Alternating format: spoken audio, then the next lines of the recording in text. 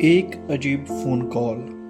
علی، ایک پاکستانی جرنلسٹ 6 مہینے کے لیے استنبول آیا تھا تاکہ ایک بڑے انویسٹیگیشن پروجیکٹ پر کام کر سکے۔ ایک رات ہوٹل میں بیٹھے بیٹھے اس کے فون پر ایک انجان نمبر سے کال آئی، ایک لڑکی کی کانپتی ہوئی آواز میں۔ براہ مہربانی مجھے بچا لو، وہ آ گئے ہیں۔ اس سے پہلے کہ علی کچھ پوچھتا، کال کٹ گئی۔ نمبر ٹریس کرنے کی کوشش کی لیکن ڈیٹا انویلیبل۔ سراغ۔ اگلے دن علی نے قریبی کیفے میں بیٹھ کر نوٹس تیار کرنے شروع کیے۔ اچانک سے اسے وہی لڑکی نظر آئی، نیلے کوٹ میں، بال کھلے، آنکھوں میں خوف۔ اس نے علی کو پہچان لیا، مگر قریب آتے ہی ایک کالی گاڑی آ کر رکی۔ 2 آدمی نکلے اور لڑکی کو زبردستی بٹھا کر لے گئے۔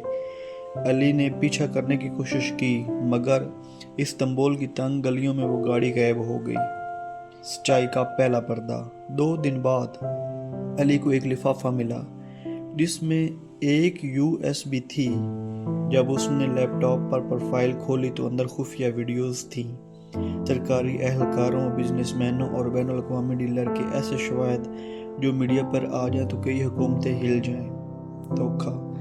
علی نے سمجھا کہ لڑکی ایک وسل بلوئر ہے جو اپنی جان بچانے کے لیے اس تک پہنچی، لیکن جب اس نے اپنے ایڈیٹر سے رابطہ کیا تو وہ غیر معمولی طور پر گھبرا گیا اور اگلے ہی لمحے پولیس اس کے دروازے پر آ گئی۔ پولیس کے جانے کے بعد علی کو ایک آخری میسج ملا، don't trust any one, not even me. یہ میسج اس لڑکی کا تھا۔ اصل موڑ۔ پتہ چلا کہ لڑکی اصل میں ایک انڈر کور ایجنٹ تھی۔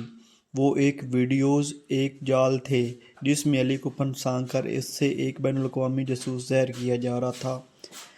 آخری منظر میں استنبول کی ایئرپورٹ پر علی ہجوم میں کھڑا لڑکی کو دیکھتا ہے۔ وہ مسکراتی ہے، اس کی آنکھوں میں وہی جملہ چلکتا ہے، یہ کھیل ہے ابھی ختم نہیں ہوا۔